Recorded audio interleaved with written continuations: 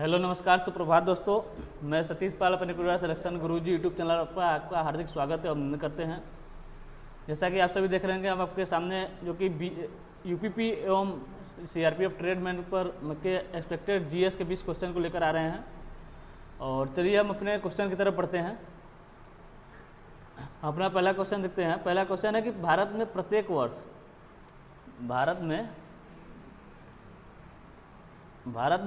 वर्ष संविधान दिवस किस दिन मनाया जाता है। ऑप्शन ए दिया आपका 26 नवंबर, ऑप्शन बी दिया है 30 नवंबर, ऑप्शन सी दिया है 15 अक्टूबर और ऑप्शन डी दिया है 2 अक्टूबर। तो पूछा है कि भारत में संविधान दिवस कब मनाया जाता है। तो संविधान दिवस कब मनाया जाता है आपका 26 नवंबर को। ऑप्शन ए हमारा सही आंसर होता है। अगर 26 नवंबर को मनाया जाता है तो 26 नवंबर 1949 26 नवंबर 1949 को हमारा संविधान बनके तैयार हुआ था, इसलिए 26 नवंबर को ही संविधान दिवस मनाया जाता है। अगर से लागू कब हुआ तो ये हुआ था आपका 26 जनवरी 1950 को संविधान लागू हुआ था। ठीक है, तो ऑप्शन ए हमारा सही आंसर होता है कि प्रत्येक वर्ष संविधान दिवस किस दिन मनाया जाता है। 26 नवंबर को मनाया जाता है। क्यों मनाया जाता है? क्योंकि 26 नवंबर 1949 को हमारा संविधान लागू बन के तैयार हुआ था। लागू कब हुआ था? 26 जनवरी 1950 को लागू हुआ था। चलिए ठीक है, अगला क्वेश्चन देखते हैं। अगला क्वेश्चन है कि सागा दावा प्रसिद्ध बौद्ध त्यौहार। सागा दावा प्रसिद्ध बौद्ध त्योहारों में से एक है। यह निम्नलिखित में से किस राज्य में मनाया जाता है? सागा दावा प्रसिद्ध त्योहारों में से तो यह किस राज्य में मनाया जाता है? ऑप्शन ए दिया आपका सिक्किम, ऑप्शन बी दिया है उड़ीसा, ऑप्शन सी दिया है झारखंड और ऑप्शन डी दिया है केरल। तो किस राज्य में मनाया जाता है? मनाया जाता है आपका सिक्किम में। ऑप्शन ए हमारा सही आंसर होता है। अगर बात करें अगर सिक्किम और कौन से त्यौहार मनाए जाते हैं तो आपका एक सोनर लोखर, ये कहाँ मनाया जाता है? ये सिक्किम में। एक होता है लोसांग त्यौहार, ये कहाँ मनाया जाता है? ये भी सिक्किम मनाया जाता है। एक है साकीवर। सोनर लोखर, लोसांग, साकीवर, एक लोसर, ये सब कहाँ मनाए जाते हैं? सिक्किम में मनाए जाते हैं। अगर से उड़ीसा की बात करें, यहाँ पर होता है आपका रथ यात्रा, रज परवा और धानु जात्रा। ये 3 प्रमुख त्यौहार कहाँ मनाए जाते हैं? ये उड़ीसा में आपके मनाए जाते हैं। अगर से हम झारखंड की बात करें तो यहाँ पर एक सरहुल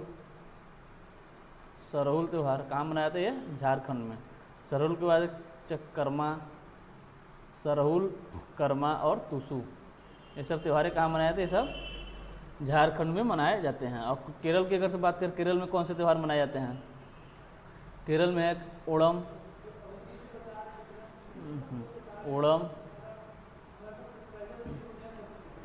अट्टुकल पोंगल,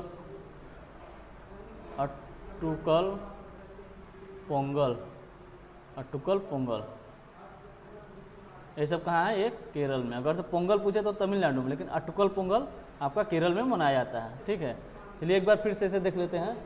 क्वेश्चन दिया कि सागा दावा प्रसिद्ध बौद्ध त्योहारों में से एक है। यह निम्नलिखित में से किस राज्य में मनाया जाता है? ऑप्शन दिया आपका सिक्किम, जो कि हमारा सिक्किम सही आंसर है। सागा दावा प्रसिद्ध बौद्ध त्योहारों में से एक है जो सिक्किम में मनाया जाता है। और सिक्किम में और कौन कौन से थे? आपका सोनर लोखर है, लोसांग है और साकीवर है। उड़ीसा में आपका रथ यात्रा है, रज परवा है, धानु यात्रा है। झारखंड में सरहुल, कर्मा, तुसु। केरल में ओणम है और अटकोल पोंगल। ठीक है, ऑप्शन है हमारा सही आंसर होता है। चलिए अगला क्वेश्चन देखते हैं। अगला क्वेश्चन, निम्नलिखित में से किसने भारत छोड़ो आंदोलन के समय मुंबई के ग्वालियर टैंक मैदान में भारतीय राष्ट्रीय कांग्रेस का ध्वज फहराया था? निम्नलिखित में से किसने भारत छोड़ो आंदोलन के समय मुंबई के ग्वालियर टैंक मैदान में भारतीय राष्ट्रीय कांग्रेस का ध्वज फहराया था? अगर से हम भारत छोड़ो आंदोलन की बात करें तो इसकी घोषणा कब हुई थी? भारत छोड़ो आंदोलन के 8 अगस्त 1942 को इसकी घोषणा हुई थी। और शुरू की बात करते 9 अगस्त 1942 को भारत छोड़ो आंदोलन शुरू हुआ था। ठीक है, अब पूछा गया आपसे कि ग्वालियर टैंक मैदान में भारतीय राष्ट्रीय कांग्रेस का ध्वज किसने फहराया था? ऑप्शन दिया भिकाजी रुस्तम ऑप्शन बी दिया है कनकलता बरुआ, ऑप्शन सी दिया अरोड़ा आसफ अली और ऑप्शन डी दिया है लक्ष्मी सहगल।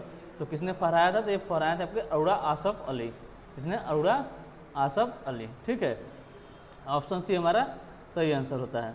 अगर हम लक्ष्मी सहगल की बात करें तो लक्ष्मी सहगल क्या कहते हैं? कैप्टन लक्ष्मी सहगल। कैप्टन लक्ष्मी सहगल क्या कहते हैं? कैप्टन लक्ष्मी सहगल। उनका पूरा नाम के आगे कैप्टन जोड़ा था क्योंकि इन्होंने आज़ाद हिंद फौज की कमान इन्होंने संभाला था। ठीक है, तो चलिए अगला क्वेश्चन देखते हैं। अगला क्वेश्चन है कि 2 दिसंबर 2019 को कौन भारतीय नौसेना की पहली महिला पायलट बनी? 2 दिसंबर 2019 को कौन भारतीय नौसेना की पहली महिला पायलट बनी? ऑप्शन ए दिया है सरला ठकराला, ऑप्शन बी दिया है पुनीता अरोड़ा, ऑप्शन सी दिया है शिवांगी और ऑप्शन डी दिया है भावना कांत। पूछा है कि 2 दिसंबर 2019 को कौन भारतीय नौसेना जिसकी भारतीय नौसेना की पहली महिला पायलट कौन बनी है? तो कौन बनी है? आपकी शिवांगी बनी है। कौन? शिवांगी बनी है। अगर से हम भावना कांत की बात करें तो ये पहली महिला फाइटर पायलट है। पहली महिला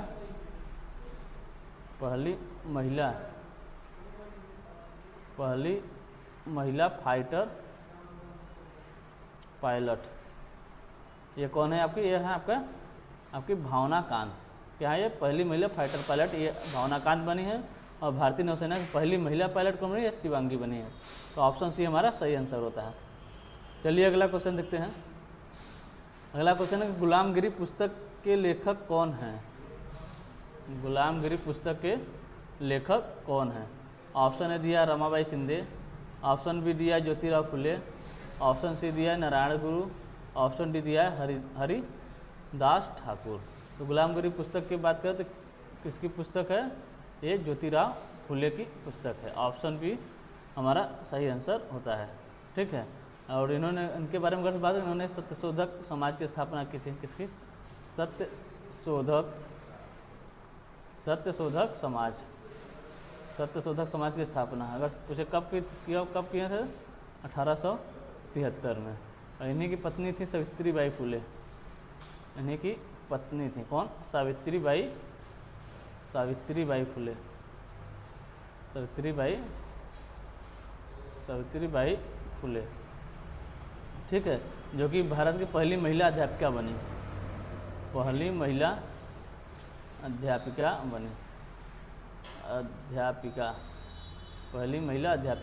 बनी। ठीक है, तो ऑप्शन बी हमारा सही आंसर होता है कि ज्योतिराव फुले की पुस्तक कौन सी है? गुलामगिरी। चलिए अगला क्वेश्चन देखते हैं। अगला क्वेश्चन है गुजरात में स्थित स्टैचू ऑफ यूनिटी की ऊंचाई कितनी है? गुजरात में स्थित स्टैचू ऑफ यूनिटी की ऊंचाई कितनी है? ऑप्शन ए दिया 120 मीटर, ऑप्शन बी दिया है 182 मीटर, ऑप्शन सी दिया है 153 मीटर, ऑप्शन डी दिया है 93 मीटर। तो गुजरात में स्थित स्टैचू ऑफ यूनिटी अगर मुझे इसमें किसकी स्टैचू लगाई गई तो किसकी है? सरदार वल्लभ भाई पटेल की। सरदार वल्लभ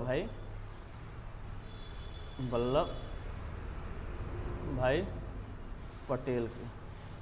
किसकी स्टैचू है ये? सरदार वल्लभ भाई पटेल के। कहाँ पर स्थित है? ये गुजरात में नर्मदा नदी के तट पर स्थित है। नर्मदा नदी के किनारे स्थित है। कहाँ पर? गुजरात में। ठीक है, इसकी ऊंचाई कितनी है? इसकी ऊंचाई की बात करते ये कितनी ऊंची है? 182 मीटर। ऑप्शन बी हमारा सही आंसर होता है। अगर सरदार वल्लभ भाई पटेल के बारे में अगर हम बात करें ये कौन थे? भारत के प्रथम उप प्रधानमंत्री थे। उप प्रधानमंत्री थे। ठीक है, और अगर इनके बारे में बात करें स्टैचू ऑफ यूनिटी के बारे में अगर से बात करें तो स्टैचू ऑफ यूनिटी की डिजाइनर कौन थे? राम भी सुतार। स्टैचू ऑफ यूनिटी के डिजाइनर कौन थे? राम भी सुतार। ठीक है, अगर और डिजाइनर पूछे जैसे नए संसद भवन का पूछ लिया, नए संसद भवन के डिजाइनर कौन थे? तो कौन है? बिमल पटेल हैं। नए संसद भवन के डिजाइनर कौन है? विमल पटेल हैं। अब पूछिए जैसे जो अयोध्या में राम मंदिर बन रहा है, राम मंदिर के डिजाइनर कौन है? राम मंदिर के डिजाइनर कौन है? तो यहाँ आपके चंद्रकांता सोमपुरा,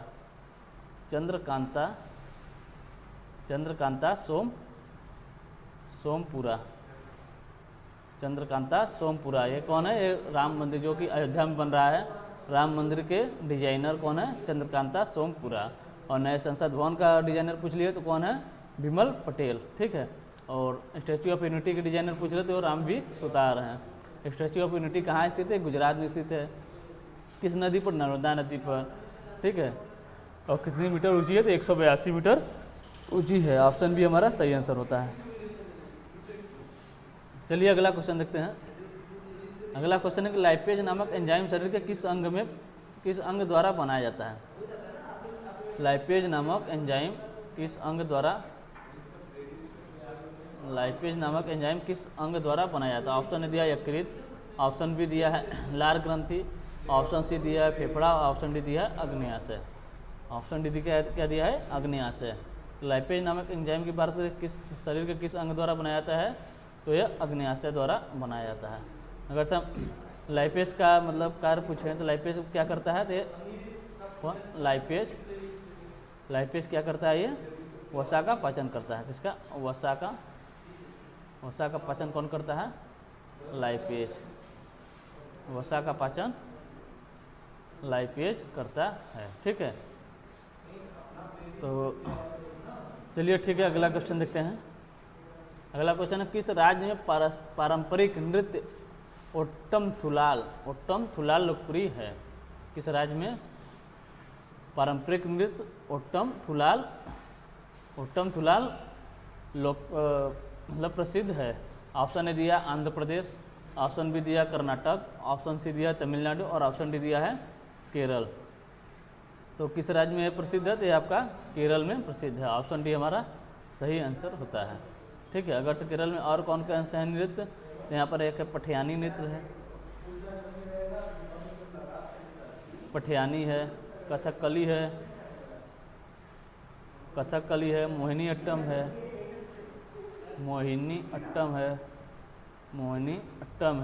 और एक है थिरयट्टम।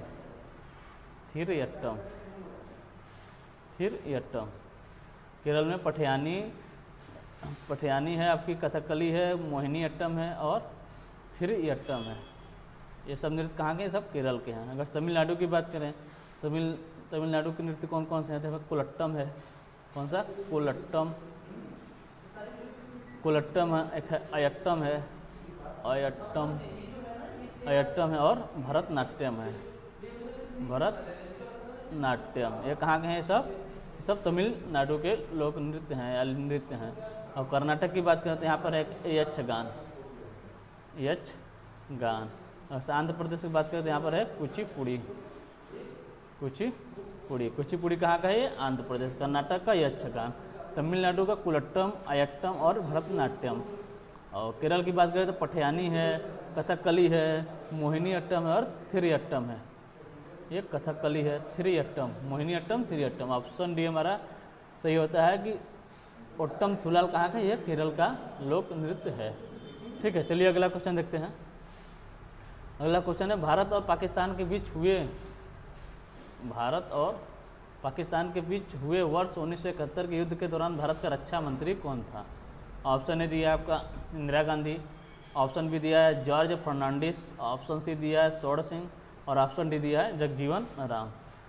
जो है भारत 1971 के युद्ध के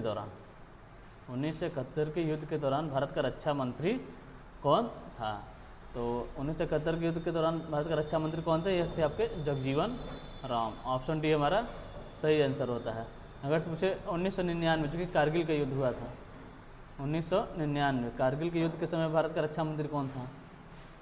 कारगिल के युद्ध के समय भारत का रक्षा मंत्री कौन था? तो ये कौन थे? आपके जॉर्ज फर्नांडिस थे। कौन थे? जॉर्ज फर्नांडिस।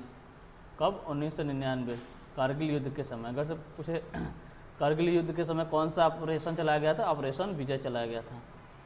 ऑपरेशन विजय। ये कब चलाया गया था? 1999 कारगिल युद्ध के समय।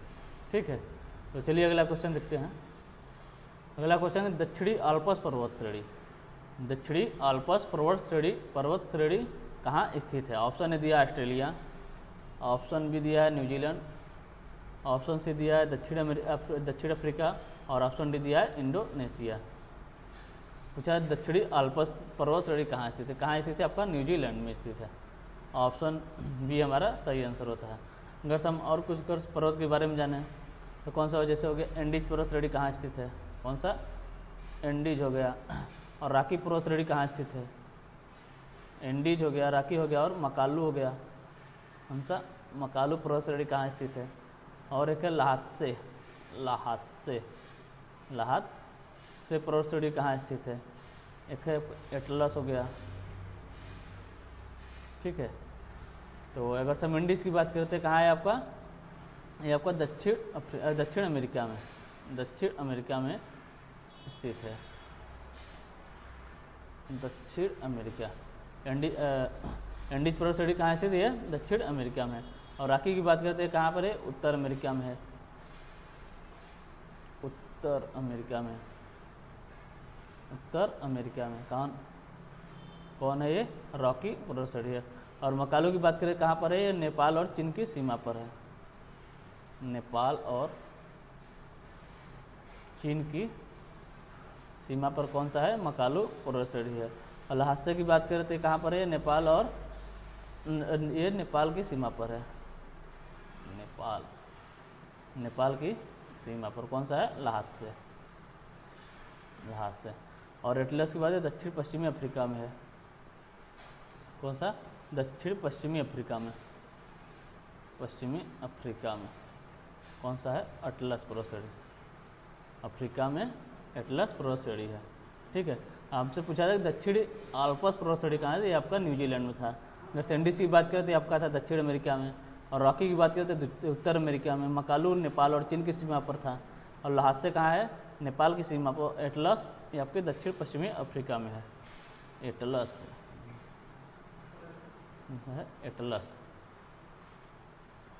ठीक है, तो चलिए अगला क्वेश्चन देखते हैं। अगला क्वेश्चन है भारतीय राष्ट्रपति को ले जाने वाले किसी भी हवाई जहाज़ को बुलाने का संकेत है। ऑप्शन ए दिया आपका एयर इंडिया 1, ऑप्शन बी दिया है एयरफोर्स 1, ऑप्शन सी दिया फ्लाइट 101 और ऑप्शन डी दिया है कोड ईगल। ऑप्शन डी दिया है कोड ईगल। तो भारतीय राष्ट्रपति को ले जाने के लिए किसी भी हवाई जहाज़ को बुलाने का संकेत क्या है? तो वो कौन सा है? एयर इंडिया 1 है। ऑप्शन ए हमारा सही आंसर होता है। ठीक है, चलिए अगला क्वेश्चन देखते हैं। अगला क्वेश्चन है कि विश्व का सबसे बड़ा कपास उत्पादक देश कौन सा है?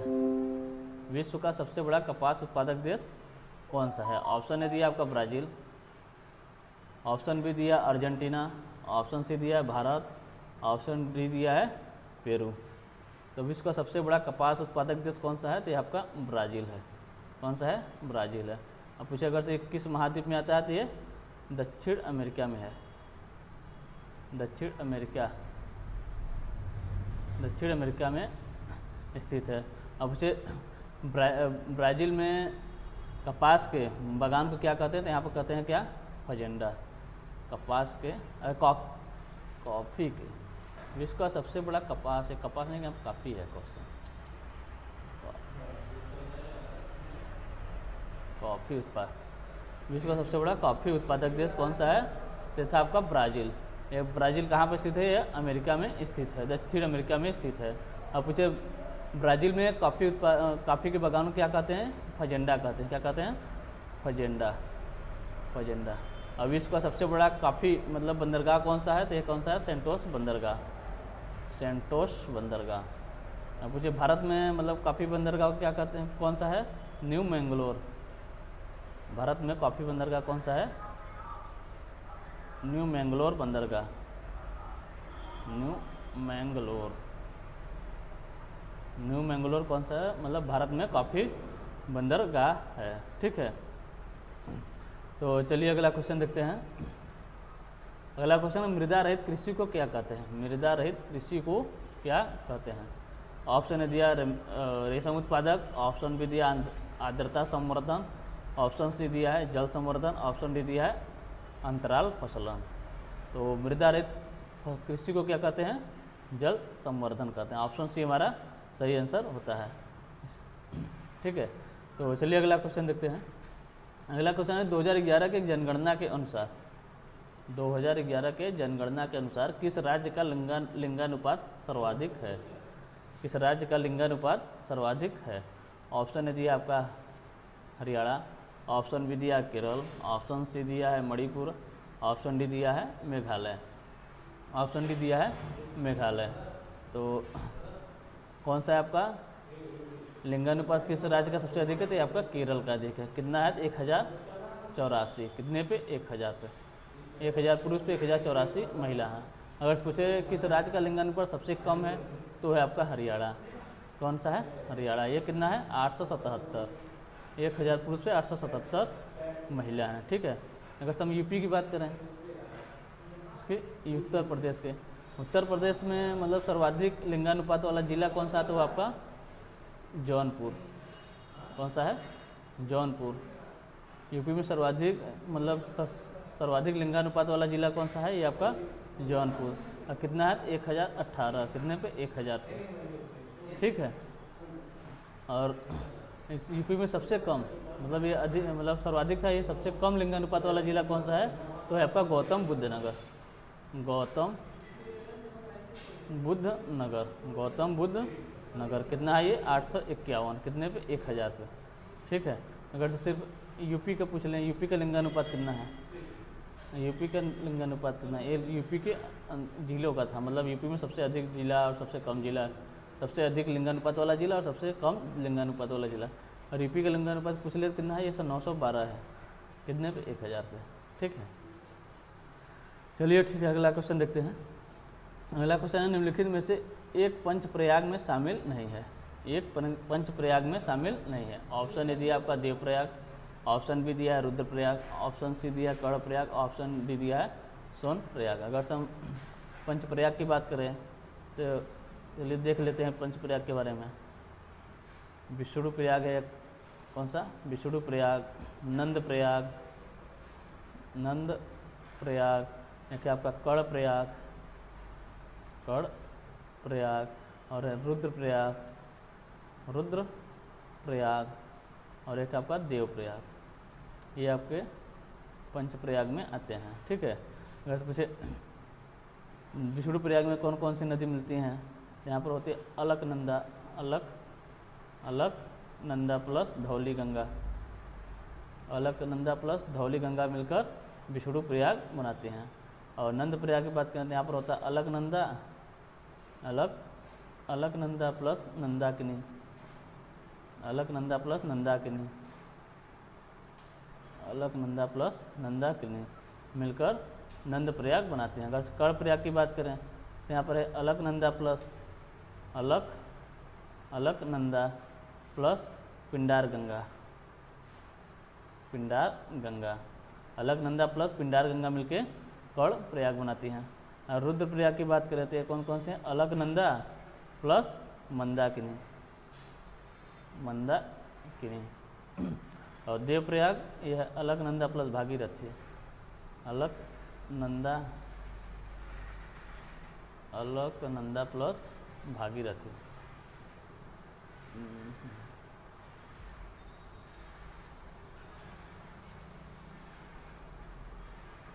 देवप्रयाग कौन कौन सा है? आपका है अलकनंदा प्लस भागीरथी, अलकनंदा प्लस भागीरथी, भागीरथी,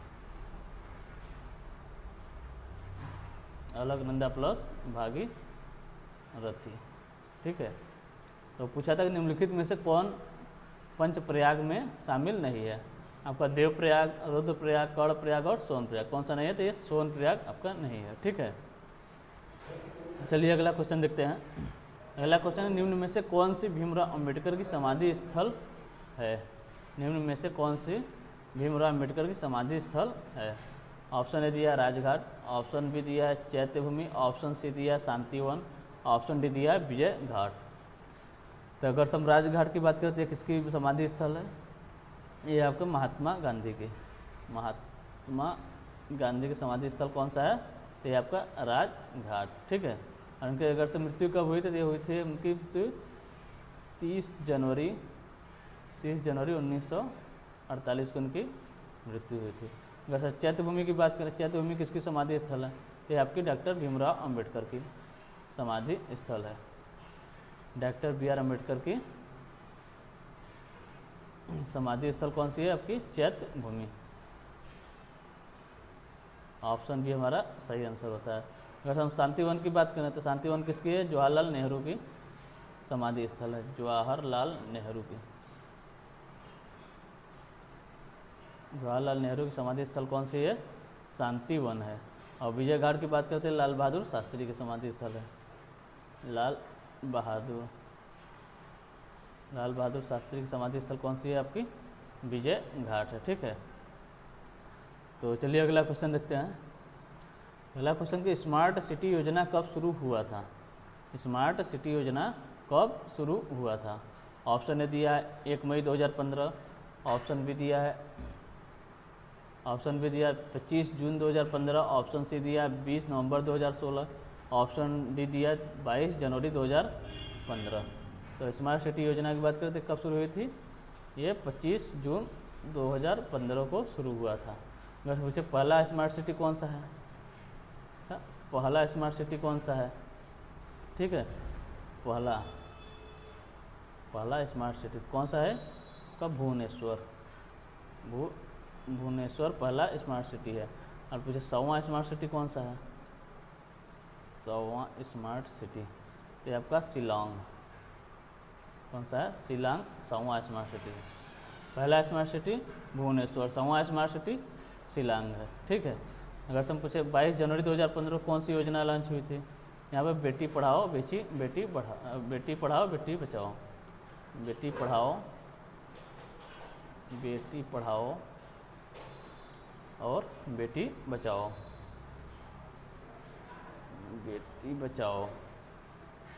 कब हुई थी? आपकी 22 जनवरी 2015 को बेटी पढ़ाओ और बेटी बचाओ योजना। अगर पूछे 20 नवंबर 2016 को कौन सा योजना लॉन्च हुई थी? आपकी हुई थी पीएम यानी प्रधानमंत्री आवास योजना। कौन सी? ग्रामीण। पीएम आवास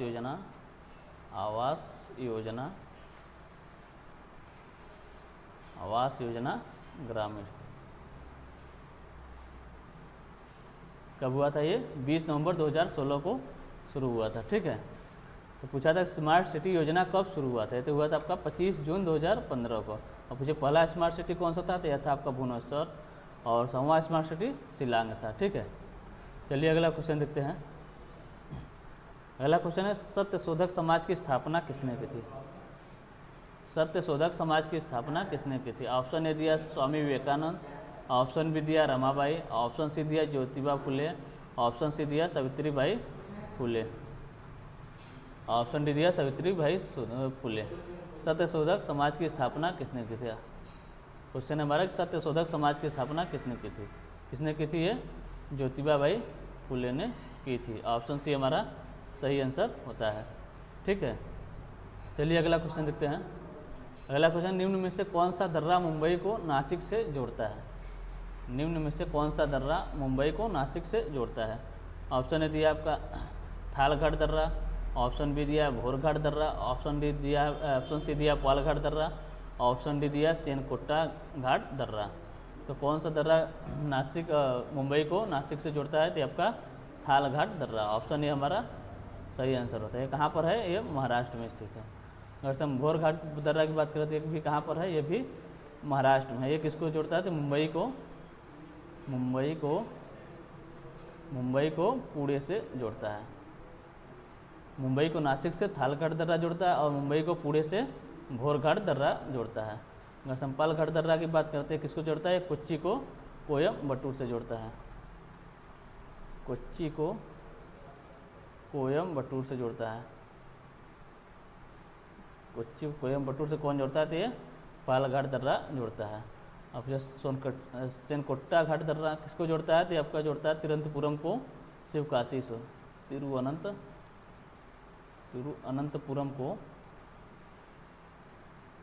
तिरुवनंतपुरम को शिवकाशी, कहाँ पर ये, मदुरई तमिलनाडु में, शिवकाशी। सेनकोट्टा घाट दर्रा किसको जोड़ता है, तिरुवनंतपुरम को शिवकाशी से जोड़ता है। पालघाट दर्रा कोच्चि को कोयम्बटूर जोड़ता है। बोरघाट दर्रा मुंबई को पुणे से, और थालघाट दर्रा मुंबई को नासिक से जोड़ता है। ठीक है, ऑप्शन ए हमारा सही आंसर होता है। चलिए अगला क्वेश्चन देखते हैं। अगला क्वेश्चन है, कौन सी नदी भूमध्य रेखा को 2 बार काटती है? कौन सी नदी भूमध्य रेखा को 2 बार काटती है? ऑप्शन ए दिया है लिम्पोपो नदी, ऑप्शन बी दिया है कांगो नदी, ऑप्शन सी दिया है माही नदी, ऑप्शन डी दिया है नील नदी। ऑप्शन डी दिया है नील नदी। अगर तो भूमध्य रेखा की बात करें, ये जैसे हमारे पृथ्वी हो गई, तो बीचों बीच से एक जीरो लाइन रेखा जाती है, इसी को ही भूमध्य रेखा कहते हैं। और ऊपर से जाती है 23.5 डिग्री उत्तरी अक्षांश, 23.5 डिग्री, इसे क्या कहते हैं? इसे कर्क रेखा कहते हैं। क्या कहते हैं? कर्क रेखा। और एक दक्षिण में जाती है आपकी 23.5 डिग्री, इसे क्या कहते हैं? इसे मकर रेखा, मकर रेखा। तो पूछा है कि भूमध्य रेखा को, यानी जीरो लाइन रेखा को, भूमध्य रेखा, इसे विषुवत रेखा के नाम से भी जाना जाता है। पूछा है भूमध्य रेखा को 2 बार कौन सी नदी काटती है? तो भूमध्य रेखा को कौन सी नदी काटती है? इसे कांगो नदी 2 बार काटती है। कहाँ पर है ये कांगो नदी? कहाँ पर है? दक्षिण अफ्रीका, मतलब अफ्रीका महाद्वीप में है। ठीक है, अगर से पूछ ले कर्क रेखा कौन सी नदी 2 बार काटती है, तो इसे माही नदी, जो कि भारत में है। इसे माही नदी 2 बार काटती है, माही नदी। अब पूछे मकर रेखा कौन सी नदी 2 बार काटती है? लिम्पोपो नदी 2 बार काटती है। कौन सी? लिम्पोपो नदी। लिम्पोपो नदी मकर रेखा को 2 बार काटती है। ठीक है, और नील नदी की बात करें, नील नदी, अगर नील नदी विश्व की सबसे लंबी नदी है। इसकी कितनी लंबी है? तो 6650 किमी लंबाई है। इसकी लंबाई 6650 किमी है। अब पूछे नील नदी कहाँ से निकलती है? तो विक्टोरिया झील से निकलती है, जो कि अफ्रीका में स्थित जीरो लाइन पर ये स्थित है, विक्टोरिया झील। विक्टोरिया झील से कौन सी नदी निकलती है? नील नदी निकलती है। और नील नदी 2 धाराओं में निकलती है। नील नदी 2 धाराओं में निकलती है। कौन कौन से हैं? तो यह आपका एक श्वेत नील के रूप में, श्वेत नील, जो कि विक्टोरिया झील से निकलती है। कहाँ से? विक्टोरिया झील से निकलती है। एक है आपका ब्लू नील, ये कहाँ से निकलती है? आपका ताना झील से निकलती है, ताना झील से निकलती है। ठीक है, तो हमारा आंसर है कौन सी नदी भूमध्य रेखा को 2 बार काटती है? कौन सी? कांगो नदी 2 बार काटती है। और लिम्पोपो नदी मकर रेखा को 2 बार काटती है। और माही नदी भारत में कर्क रेखा को 2 बार काटती है। तो आज के लिए बस इतना ही। अब मिलेंगे आपसे अगले प्रैक्टिस सेट में। अगर आपको सेशन अच्छा लग रहा हो तो लाइक और सब्सक्राइब जरूर करें और शेयर करना ना भूलें। ठीक है, तब तक के लिए टेक केयर, बाय बाय, जय हिंद, जय भारत।